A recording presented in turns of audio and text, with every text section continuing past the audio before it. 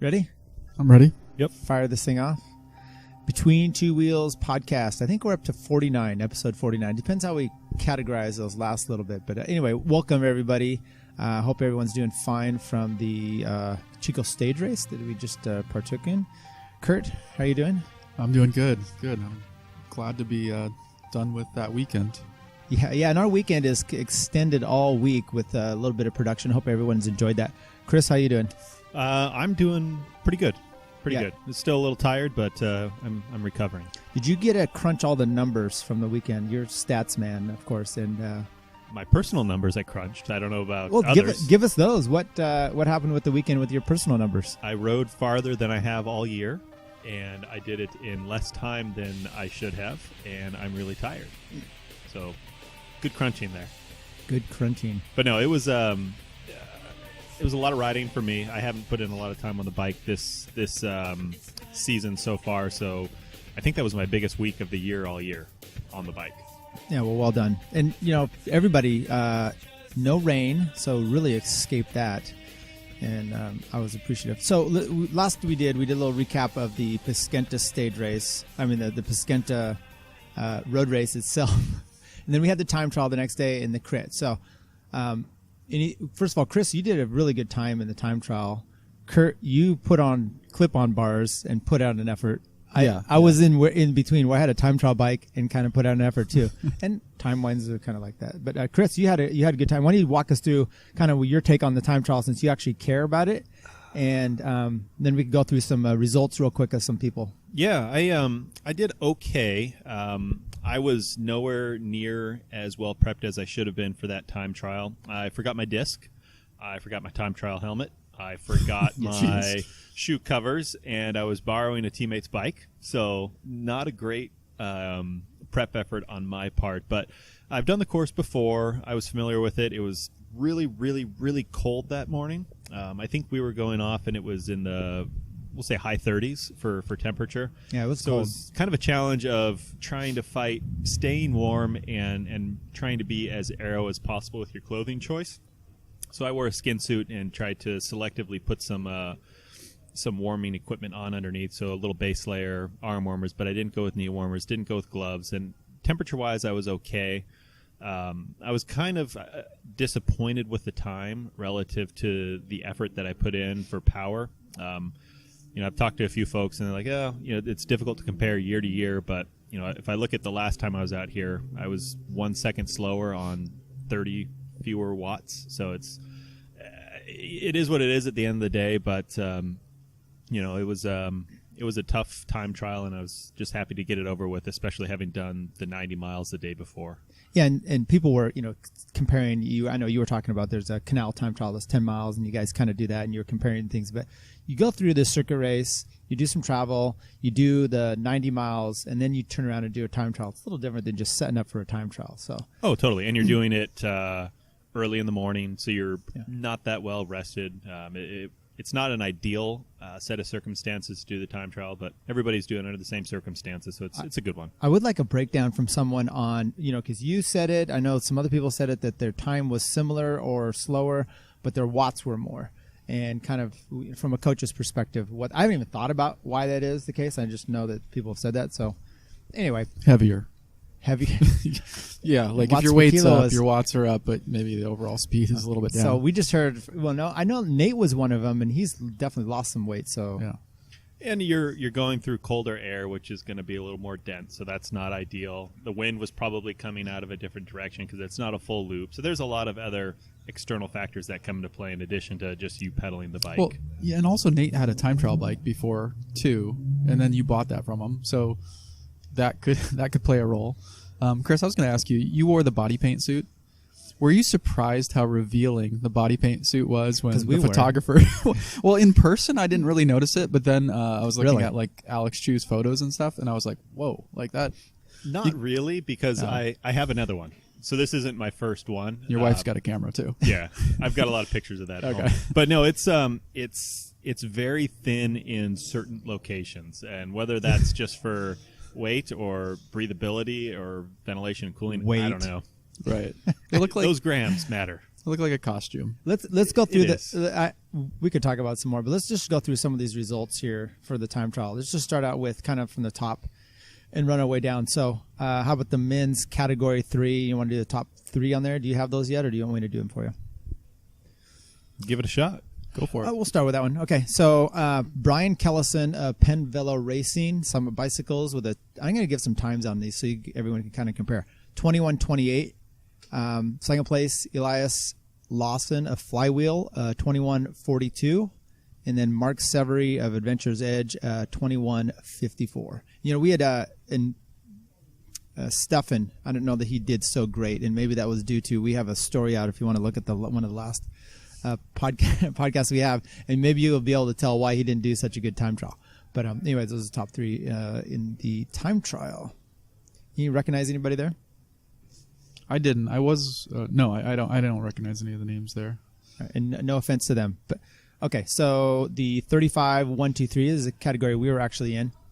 Yeah, that was a speedy category. I mean, obviously you've got Dan Bryant in the mix. He's a former World Time Trial Masters champion, so he's got some good legs. And coming into it, we had Scott Giles had like a 1-minute lead, so we were thinking, you know, he can move as well on the time trial, so maybe that was going to be a thing. But he really extended himself, you know, for I want to say 30-some miles solo. Yeah, so. he put in a big effort the day before, so I'm sure he was going to the time trial hurting. But I think if we look at the 35 plus, we can go top 5. Yeah.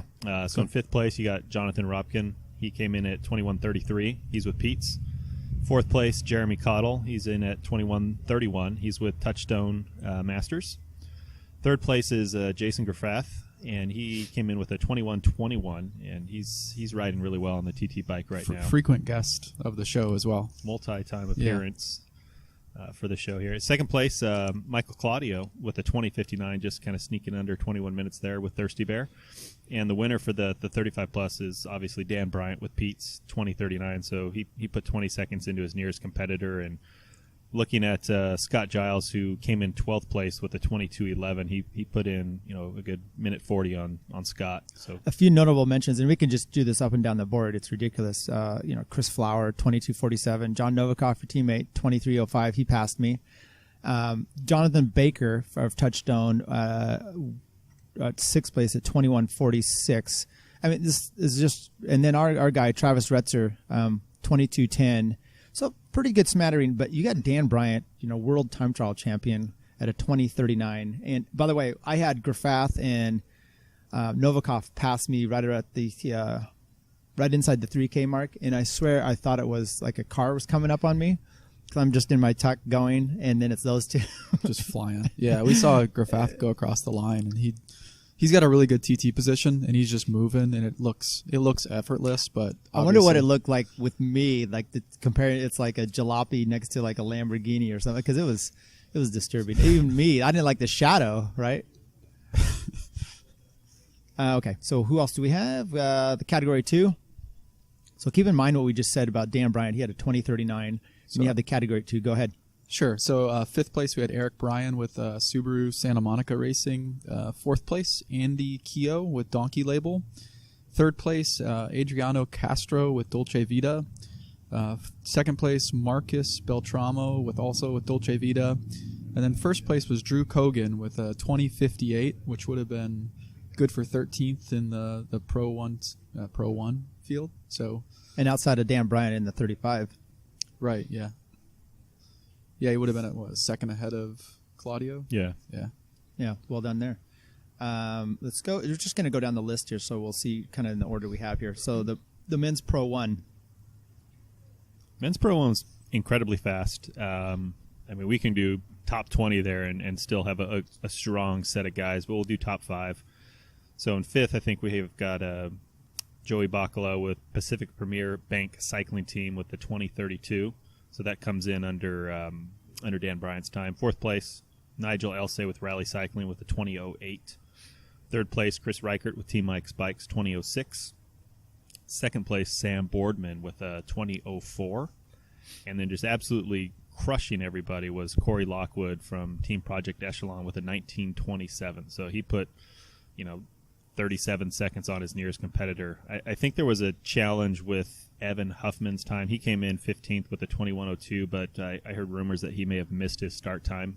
By how much, I don't know. So it's difficult to really put his time into perspective. Reichert said he missed it by a minute. So if you just take a minute, he's right up there, right at a minute, then he's at second place, which changes some things. Sam Boardman, though, we talked to him before. He had really been working on his time trial, telling me he was just getting in that uncomfortable position and, just working at it a lot. Chris Reichert obviously did well there as well. It's good to see the kind of the local NorCal teams mixing it up with Raleigh and some of these others and really doing well. Corey Lockwood, though, we saw him kind of, I don't know if it was a start in the Cat 2s in Cascade, and he came in there, crushed that time trial to the point where I think it would have been top 5 in the men's Pro 1 at the time, comparable. And we're like, oh, we'll just kind of, he'll die in the other things because he's just a time trialer. He's just a time trialer. We'll deal with him later. And we didn't. No. He after seeing his result, I kind of checked him out on Strava, and he puts a lot of time in on his TT bike. I think we had talked to Michael Claudio after the circuit race on Friday, and he said he's on the TT bike for 3 40-mile stints a week, and I think Corey's doing double or triple that. So he spent a lot of time on that TT bike, and it definitely shows. His position looked great if you look at some of the photos, and the time reflects that as well. And then talking to Justin Williams, and watching the crit itself, he's like, Corey was just Lockwood. I mean, it was just going off the front. We saw that multiple times. I don't know if he had much of a team there, but maybe he's like, hey, I'm good at this thing. I'll just get in my tuck position and keep moving. I think the one thing you see, obviously, in stage race crits, especially on the last day, is breakaways aren't given a lot of leash. So a guy like Corey, who I don't know what his situation was with teammates, he just wasn't going to let anything get up the road, even if it's not guys that directly affect his position. You don't want somebody up the road that somebody can bridge to and work with and potentially be in a dangerous position there. We saw that in our race, actually. Dan Bryant kind of going to the front a few times, and actually I heard his teammates sort of tell him, look, just settle down, like, we got this for you. But guys are a little more nervous in those. They don't want to let things get up the road. It's not a standard crit. It's a little faster. And but it's shorter too. I mean, it's not like you're doing a 2-hour crit or an hour. So you can. And my point goes to what you're saying is you can do those things. You can be a little more aggressive because it's short enough where you're not going to be blown out the back because of the duration. I mean, it's a 90-minute crit for those guys, which probably isn't a lot for Corey Lockwood, but still, yeah. I mean, it's a decently length crit. Yeah. Okay. So I guess I take back what I said. No, I don't. I mean, obviously that's nothing for him. He could probably chase things down all day long. But in any event, what I do notice is those crits are just really fast, right? Yeah. Nothing. It's not a normal crit where there's a slowdown and guys get up the road and then guys figure out to organize. There's none of that happens. Like, there's always someone on the front kind of drilling it. Curt, we'll get to the crit. Let's finish off the time trial here. Pro 1, 2, 3 women. Who's got the top 5 there? I could probably. I've got it here. Okay, go ahead. Go for it. So 5th place we had Summer Moak of Raleigh Cycling, 22:36. Beth Ann Orton, who we talked to from the Point S Racing team, she was 22:34. Raleigh Cycling Sarah Bergen, 22:24. United Healthcare's Leah Thomas at 22:19, and then Ali Dragoo, 2020 PV Show Air at a 21. There's a lot of numbers here. Yeah. 21:51. So excellent time. We talked to her as well, and she was really happy. She said she put out some great numbers. So good for her. Shayna Palace, 6th place. We'll just give some random numbers here. 22:40. That's not random. She was 6th place. No, some random placings here. Gotcha. Just some other people. So good for her coming in there. And so, those were some. You look at the women's time there, kind of interesting to compare of some of the other categories, and is a fast field for them. So well done. What else do you want to do there? You want to break down the Cat 4-5 women? We'll do the top 3 there. I've got them here. You go to the next one, by the way. Leslie Jensen of J Velo, 3rd. Jennifer Wilson, Razzle Dazzle in 2nd. And Ginger Boyd of Stinner Bicycle Club in 1st with a 25:15. All right. How about Masters 55+? Yeah. Do you see those? I do. So I'll give you the top three. So third place was Larry Nolan, who you actually talked to on Sunday and made it to a podcast with Cal Nats Racing. He was 22:19. Second place was David Gordon with Olympia Orthopedics Associates at 22:07.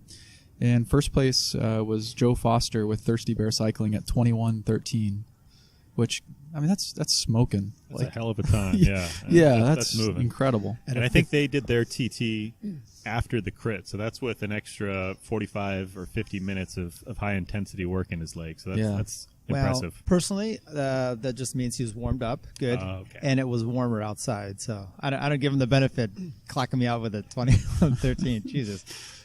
Let's just rip off the last two categories we have here. The Cap 4-5, anybody want that one?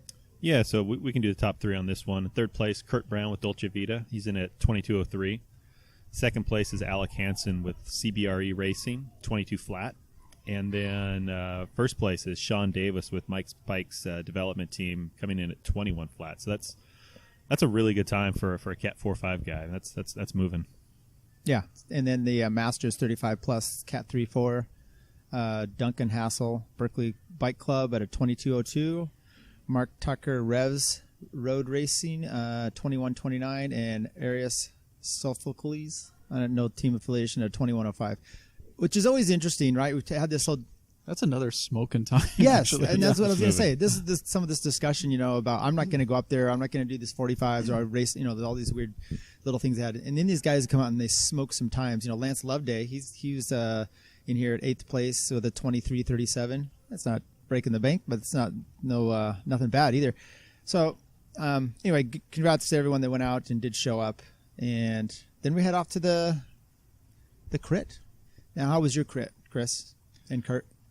I'll let Curt take this one. Mine is not that impressive. Yeah, I mean, you got called out a lot, though. I sure did. I've talked about the crit a little bit already. I was told to stop, but no, wisely. It was it was fast. Like, there's not, to me, it's not a real strategic crit. It's just guys are going to drill it the whole time, and that's kind of what happened. Ours was pretty uneventful. A guy or two would get up the road, and it would only get maybe 4 or 5 seconds, and then they would get chased back. That was kind of the way it went for me. Well, you chased, there was a little break off, I think, with Phipps or someone else, and you went to the front, much like you did in the circuit race, and you brought some things back at one point that was very helpful. Actually, I remember what was going, 10 to go or so, around that range, and I was moving up, trying to keep my position, and you went to the front, and you went hard, and it was awesome, because for me, I don't think you knew this, but you lined it out, and when it's lined out, especially on that after corner 2, where it gets kind of bunchy, it was much easier to hold my position and just take a wheel here and there, keep moving up. So thank you, as a good teammate always does. Yeah, that was the goal, is to help you guys move up. Otherwise, I'm confused as to why you're up there. It's very complicated. I can explain it later. Well, why not now? We're not going to talk about this race. Okay, Casey was off the front before that. I I was moving my way up. He got pulled back, and by the time I was there, I was like, well, I already had a plan. And then I felt bad. It was like Chris Phipps, who's the nicest guy ever. And so, whatever. Oh, sorry, Chris Phipps. I'll just break down. Oh, go ahead. Oh, I was going to say, my crit was not that exciting. I figured Travis was in a decent GC position, so I took it upon myself to kind of hang at the back in the event he had mechanical, needed to push back into the field. If he got a flat, I was ready with a wheel. So I just stuck last wheel for all but maybe the last 10 seconds of the race, where I happened to come past somebody who had sat up. Other than that, I just sat last wheel. I was just hung out there. So 2 things, Chris. One, there's a wheel pit for flats. And but 2, that was wheels in, wheels out, and he didn't have wheels. So I was. Do you guys have the ready. same pedals? Yes. Oh, okay. All right. Lucky. We were covered. Okay. Good enough. Always the teammate. Yeah. I mean, I'd hate to see him go into that crit and lose GC position. So I was just, I fell on the sword and just kind of hung out in the back there. No, really, I just, I didn't really feel comfortable all week. And it's a technical crit, and I just kind of felt more comfortable hanging out at the back, getting a workout in, and kind of staying out of everybody's way. Yeah, I hear you. As far as the crit went for me, I feel like I shit the bed on the last bit there. I was waiting for John to come up, and I had good position all last 10 laps, thanks to you, Curt. And I was waiting for him to get up to me and deciding whether I was going to be sprinting for myself or I was going to be sprinting for him. With a few laps to go, he gets up there, and then we jump from 20th to about third or fourth wheel, and the 2 to go, and hung on to the Touchstone team. So I was on. Sayers was pulling big, and we were third wheel, and coming around the second to last corner, I was going to jump.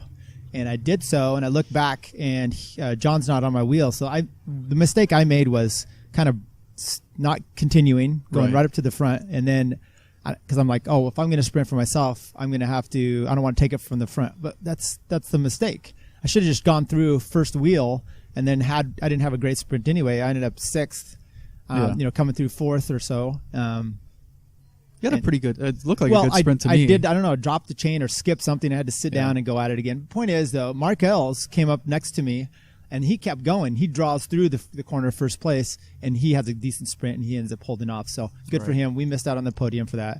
So Todd Markell's first place, Jeremy Caudell, Touchstone in second. Touchstone really drove the last few laps, and that was good for them. Phil Tessero, a third place, Cortex. Chris Baker, Touchstone Racing in fourth, and then Jonathan Baker, Touchstone Racing in fifth, and myself in sixth, and John Novikov in eighth. All right, let's break down some of the women. We got to talk to some of the women's racers beforehand. The Point S and the Meteor Intelligentsia team. The Meteor Intelligentsia team was interesting because they were worried about the sprint point, and their girl was in Jessica Mundy was in first place for that, and it was I think she had 10 points, and the second place was 9. And so, do you remember hearing some of the action during the race, kind of the breakdown from the sprints? Yeah, so Britley Bowman, who was the team director, said at some point the person who was in second place had gained their point, and it was a tied in points for the green jersey. And then I guess once it's tied in points, it goes backwards on stage wins. Neither of the racers had stage wins, and then it goes backwards on the number of sprints actually won, and I think the two were tied. And then after that, I lost track of what decided it. It was rock, paper, scissors or something. I think it went to coin flip at that point. I think the other racer that was up there in the mix for the sprint jersey was Maggie Coles-Leister from the tag cycling team, and I think she was in the race solo and did a great job always being right up near the front, really well positioned, putting herself in a good position to be able to sprint for those important points. I think when we had talked to Britley, she had just heard about the $1,000 preem that was on offer for the women's race, and she wasn't really sure how that would come into play for them. Would the team value that more than the green jersey, and where does that come relative to the sprint preem? Because you don't want to blow everything and go for one and not the other, and so on and so forth. And I think it ended up getting taken by Laura Hansen, I believe, from United Healthcare, got that. Okay. So it was an interesting race. It was cool to watch it play out. It was kind of cool to kind of have some of those behind-the-scenes details about the jersey race and who was in contention and be able to pay attention to that. Well, and then the result was Jessica Mundy ends up fourth place on the day. Her teammate Harriet Owen third place, and I think you saying it was Maggie Coles-Leister. That's who you think it was. Well, she was fifth, so I mean it was close in there. Right. And then Loretta Hansen of United Healthcare in second. Catherine Main gets the win for Rally. But it was pretty cool to see Jessica hold on to that, especially after we were talking to her. Got the sprint jersey, a little bit of pressure. You've been taking these intermediate sprints, and you kind of, are those just ones that you're getting, or how's this going to play in the field sprint? And she pulled it out in her teammate. So yeah, and did we mention she's from Australia? No, but every time I say Monday, I want to say Monday. Right, and I was hoping because you interviewed her, she was a part of that interview, but you could have asked her about the Coriolis effect. I could Zimney, damn it. Yeah, take him. She might have had. She would know.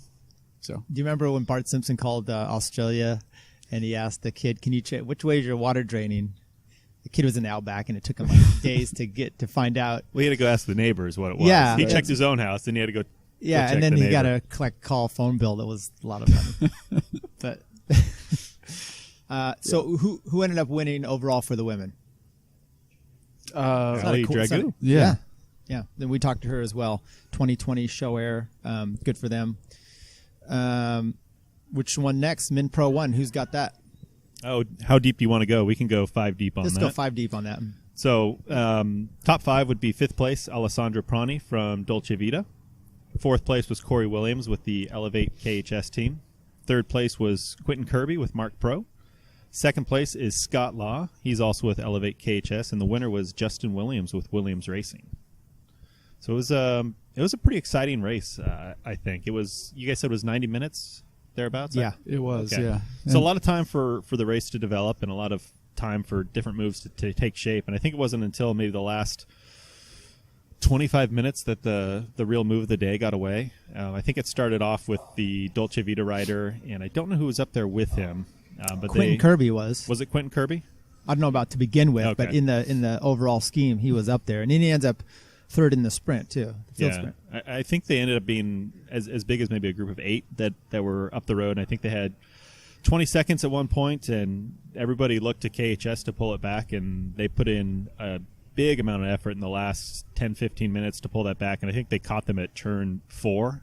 Well, Justin Williams actually said they caught them 50 meters after turn 6. Oh wow! Okay, So it was on the finish stretch right there in the sprint. Yeah, that interview actually gives a really good breakdown of how that all went. And in fact, Scott Law, who ends up getting 2nd, he said was taking an inside line and then maybe got blocked a little by the breakaway that was obviously coming back into the field. And I think he says a little bit of balls and a little bit of luck, and he just Yeah. closed his eyes and went through the corner, and it kept his momentum, and that ended up making the difference in that sprint. So it was impressive. Yeah, and maybe that's why you see Quentin Kirby getting 3rd place. He had enough position coming around there, and a little bit of legs left in him to pull that out. So I was looking at Quentin Kirby. That guy's been doing some amazing racing so far this year. I think he was down in like South America earlier, and he's had results all year long. And then to do what he did out of that break and still have a sprint, I mean that's very impressive, because those guys were coming up on them fast. and he won the road race. And he won the road race, and he doesn't look like a sprinter to Right. me. Like I expect him to win the road race just by the looks. But So Mark Pro really comes out kind of on top of, I guess you'd say even on top of Mike's bikes, with 1st and 2nd in the road race, 3rd here, 2nd overall, 2nd on the time trial. Pretty stellar. I mean, Chris Reichert and his team, though, they dug in for just one guy, and he produced all weekend as well. So yeah, I mean, Reichert ended up 3rd overall, so Yeah. it was a good weekend for both those teams. Lockhart winning, 2nd Sam Boardman, 3rd Chris Reichert. Pretty cool podium. And then there was a Velo kid. I should have looked to see who exactly it was, because he was the Young Jersey winner, and then Justin Williams getting the sprint jersey as well. Any other crits? Let's do the Cat 2s real quick, and then the 3s. Yeah, so in the Cat 2, we'll go top 5 again. John Franz took 5th place, Davis Bike Club guy. He's a regular on the River Ride and the Wednesday night ride out here in Folsom. Nice kid. Yes, very, very good rider. 4th place, Mark Morton with A Main Cycling Team. He's had a good season. And he goes by Jeff. Does According he? to their Don't team. you get that? Come on, Mark is just short Well, for no, Jeff. no. Oh, Jeff is short for Mark. Sorry. I know it is strange, but I remember that he kept calling him Jeff Morton, and Understood. but he's registered as Mark. Sure. Okay. 3rd place, Jacob Okamoto, and he's from Donkey Label Racing.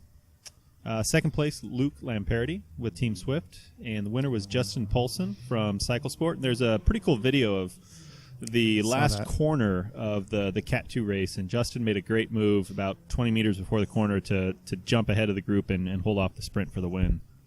Yeah, Wow. I saw that. And once again, I was like, oh, that's the move. Yeah. Todd Merkel. But you were doing it from corner number two corners away. Maybe so. Yeah, Yeah, maybe it's a little- a corner early. Yeah. I still would have. Whatever. Just- let's Sure. let's cry in your milk tomorrow. How about the 55s? I want to. Who won the 2s overall? Did you see that? I don't see it on the live links results. Yeah, that was. Give me 1 second here, and I'll While you're tell getting you. that, I'll do the Masters. Drew 50 Coggin with Subaru with the- Santa Monica. So the guy who put in that The time monster trial. time trial. Yeah. as you see. I have some thoughts on that. Who once has we're the done Cat with this. 5s? I mean, sorry, the Masters 55s. I've got the 55s. I'll double check and make sure this is it. Yep. So 55, Jeffrey Cato got 5th place with Clean Power. 4th place was Larry Nolan with Cal Nats. Third place was Eric Salander with Penn Velo Racing. Second place was Lance Hogg with Thirsty Bear. And then first place went to Jim Sullivan, who's with Clean Power, presented by Tesla. So I think we didn't actually see this race because we were either prepping for, completing, or cooling down from our time trials. But looking at the times, the top three have about a 20-second gap. So there must have been a move that was initiated and held through the rest of the race. But Foster won overall. He so did, He yeah. didn't make or break that. Right. So it looks like, with those three getting away, then Larry Nolan won the field sprint, which isn't too surprising. I wonder if Jessica Mundy calls Joe Foster Joe Beer. Sorry. Deep thoughts. I wouldn't say deep. Yeah, for today it is. Who's got Cat 3? How'd that shake out? Go ahead. I don't have it up, so. Oh, fine. I'll have to look it up here. While we're looking at that, you guys think about your closing thoughts of the weekend. That was my closing thought. Well, okay. Top five, we've got Kenneth Tsuda, TB 143. Madden Titus in fourth place for Sunfire Racing. Javier Acosta with Jackaroo. Kelsey Ramsey, Team Oregon PB Rota Paint in second. And Michael, they'll just say Michael at Endo Concept. That's a couple of really tough ones you've gotten. I'd like to buy a vowel, young man. How about you, Nick? How about sixth place? He has three Z's in his name. I don't know that I've seen that before. 3 Z's. If you're not going to read off first. Sixth place with Jonathan. What's wrong with it? No Z's, but that's not a real name. This is coming from Tyler Janke, spelled Janke. And then our buddy, where's Stefan? Stefan was 14th. So, that late night started to work its magic. I would say he looked a little sluggish in the sprint, but I think he was at his usual 75 RPM there for his spin up. He looked like he was spinning just fine afterwards with a beer in his hand. He looked pretty good. Found his comfort. Yeah. Any remaining thoughts on the weekend? Kind of your takeaway. Takeaway is the race is bigger than ever. We ended up dodging a big bullet with the weather. Ended up being just a little bit cold, which is the perfect scenario, right? Like there was no rain, and it was great. I don't think there was any major accidents. Everything just went off. It seemed like without a hitch, and it was perfect. It was a lot of fun. Chris? So my thought is it was a great race, great turnout, great action all around. So I guess the question I've got for you guys and anybody else out there is, does this race weigh the time trial too heavily in the overall outcome? So every single rider that won their time trial won the stage race for their field. Yes, but I don't know that you blame the time trial for that. Maybe you'd blame the course, the other stages, for not being definitive enough. Okay. Curt, what do you think? Yeah, that's a good question. But that road race can make a difference, right? The time trial obviously comes at the end, so that played a role. Chris, obviously you've done a deeper analysis of this than any of us have done, right? Like we just spent 15 seconds on it in the background here. Good job. Well, we don't have GC results as far as I'm concerned, so I didn't know. I didn't know who won each one. But that's a good point. But that road race is a heck of a road race. It is. It really is. Maybe the bad weather beforehand made that road not as bad, right? They was able to come through with bigger groups and not have guys decimate it. I will say, Chris had mentioned, and I kind of argued with him online about the 2-mile stretch leading into the gravel being a tougher or a section that we at least needed to look at a little deeper. It wasn't just online you were arguing. Yeah, we argued a lot of places about this. I think he was right. So that segment with the weather and the way that gravel was ended up being a tougher segment, and then certainly I gave it credit for. So yeah, it looked like the road had kind of elevated to a new stage of disrepair. There were some magical potholes out there that I don't recall being as extensive or deep, and water bottles flying everywhere, trying to pick a line. It was easy to find yourself going from fifth wheel to 50th wheel in a matter of seconds. So it played a part, and I think it's a challenge. Yeah. Our second time through, there was some bikes on the side, bottles, car on one side, a young girl running across the road. I think it was. No, you two weren't there. Yeah, so someone was out there. Ouch. Oh, hey. Go on. Anyway, it was bad. So yeah, I don't. My takeaway is the race came off. It seemed like you said, it seemed almost bigger and better than ever. I'd like to have see how the next year goes. A lot of fun. Work on that time trial. Yay. No, it was fun doing what we do on this breakdown, simply for the fact that talking to some of the people before, after, gives you a little bit different appreciation for kind of what they're going through, especially the two or three women's teams that we talked to before their crit, and getting to see how that played out. So it was pretty enjoyable. Yeah, it was cool to actually. The women's teams were refreshing. We deal with masters racing a lot, and you kind of get jaded with that whole scene. And the women's teams who are all just there for the sport, and they're fighting for sponsors. And in this case, they had traveled either from Oregon or the East Coast to show up at this race and race bikes. It was cool, and it was fun to listen to them talk about bike racing the way I think we all want to look at it all the time. So yeah, cool. I agree. Yeah, definitely. One more thing. No, I was going to say for the overall stage winners, I think one way to look at it is just go back and look at whoever won the time trial. That's who won the GC. But I could run through those really quickly here. For the men's pro, obviously Corey Lockwood won the GC there. Men's 35 plus 3-4, Eris Sophocles won the GC. The Cat 1, 2, 3, 4, 55 plus, Joe Foster with Thirsty Bear. For the 35 plus 1, 2, 3, Dan Bryant, Pete's Coffee. For the men's 4-5, Sean Davis with Mike's Bikes Development. For the threes, Brian Kellison with Penn Velo. In the twos, Drew Coggin with Subaru Santa Monica. In the women's P123, Ali Dragoo with 2020. And in the women's 3-4-5, Ginger Boyd with Stinner Bicycle Club. So kudos to all those GC winners on probably NorCal's most dominant race. Yeah, really. Quickly, we'll cap off. There's a few things coming up. There's the Santa Cruz Classic, great race coming up this weekend in Santa Cruz, and probably not going to make it myself, but there's a good one. And then we've got Copperopolis the next weekend, and then coming up we also have my calendar just went completely. April? Yeah, mid-April we have Auburn, Winchester, but we also have the Sequoia Classic down in Visalia. Our buddy Sean Bagley, I think, is one guy putting it on. We'll try to get a hold of him still and pump that race up. So if you're in that area, go down to Visalia. If you're up here and you like climbing more, or if you're down there, whatever you like climbing more, come up here for that weekend. You guys have any other races on your calendar in your mind that you want to talk about real quick? No, I don't have any other races. Negative. Yeah, sorry, Tyler. I'm still trying to recover from the last one. There's a fog from Chico still. Total fog from Chico. So, why don't you announce what we've done online, new ways to find us? Oh, Curt. So yeah, what have we done? What have we done online, Tyler? not the one on the dark web. Okay. Yeah, we don't announce that. You just find us. Yeah, so we're on Twitter. Google shit the bed. Oh, we didn't just do that. That's something we've done a long time ago. Yeah, we're on Twitter. We're on Instagram. You can find us. I think it's just B2 W _ podcast, or if you search for Between Two Wheels, you can find us either way there. And it's just another way to communicate. It's a little bit different than Facebook. We might do a little more with the Twitter than we do the others, I would probably guess. But yeah, just a couple more ways to get in touch with us. Yeah, so the point is, some of those have been under my name before, and we're trying to branch out to have our team thing so it's a little bit better, so I could start posting pictures of my kids again. Yeah, it was getting a little creepy.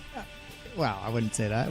Fine, we'll post something on the between. Anyway, so look for us there, the Facebook page, also YouTube. We'll keep some things going. Got a lot of fun things going in the pipe for the rest of the year. Give us a shout out for whatever you like. Maybe we'll have some sort of quiz or little, I don't know, about some sort of thing to get. You guys want a free T-shirt? I've got a shirt I can give you. Do we have a T-shirt? Well used. Yeah. No, actually, it's in a bag. It's in a bag. It says Boise. It says boys. Let's talk about the Boise. Okay, not anything else. Let's just get the F out of here and enjoy the weekend. Anybody? That sounds like a great idea. Thanks, Chris, Tyler. Thank you very much for showing up. Happy to be here. It's a little chilly out. We moved our studios to the outside today. Copy Republic, kind of our place. Curt, anything else? Thanks. No, thank you. Yeah, it was fun. All right, thank you. See ya.